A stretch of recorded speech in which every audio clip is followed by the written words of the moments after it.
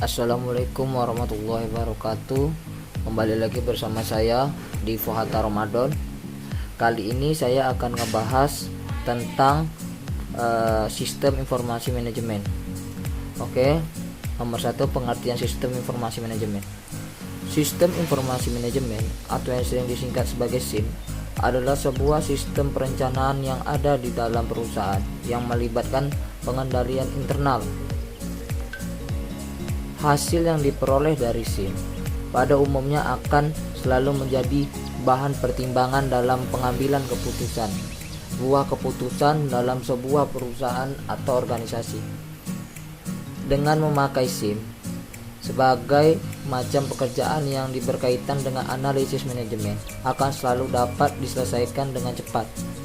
Sistem informasi manajemen dapat berjalan secara baik jika didukung dengan teknologi yang canggih, sumber daya manusia yang berkualitas, serta komitmen organisasi.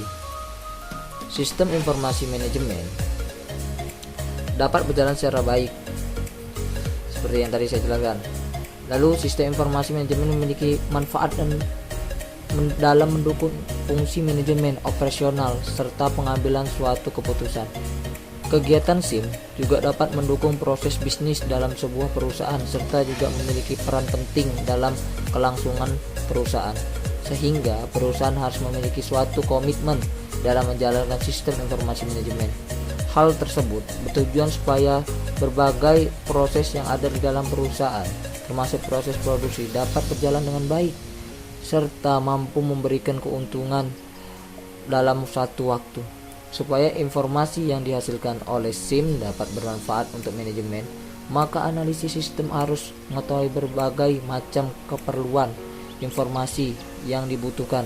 Sebagai contoh, dengan mengetahui suatu kegiatan dan masing-masing tingkatan manajemen yang ada di organisasi, serta tipe keputusan yang dapat diambil untuk menyelesaikan permasalahan, sehingga dapat disebut jika dibentuknya sistem informasi manajemen atau SIM ini di dalam suatu perusahaan adalah supaya manajemen dapat memiliki berbagai informasi bermanfaat yang nantinya dapat dipakai dalam pengambilan keputusan.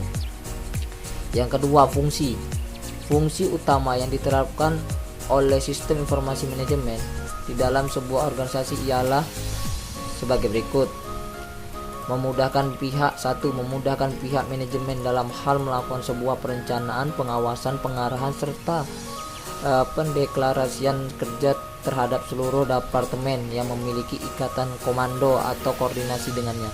2. Untuk meningkatkan suatu efisiensi serta efektivitas dan data yang tersaji akurat dan juga tepat waktu. 3. Untuk meningkatkan sebuah produktivitas serta penghematan biaya dalam sebuah organisasi. 4. Untuk meningkatkan kualitas dari sumber daya manusia, sebab unit sistem kerja yang terkoordinir dan juga sistematis. Yang ketiga, tujuan sistem informasi manajemen. 1. Untuk menyediakan suatu informasi dalam pengambilan suatu keputusan. 2. Untuk menyediakan suatu informasi yang digunakan di dalam suatu perencanaan, pengendalian, pengevaluasian dan juga perbaikan berkelanjutan. 3. Untuk menyediakan suatu informasi yang dipergunakan di dalam suatu perhitungan harga, pokok produk, jasa dan tujuan lainnya yang diinginkan oleh manajemen. 4. Contoh SIM. Contoh sistem informasi manajemen. 1. Enterprise Resource Planning atau disingkat ERP.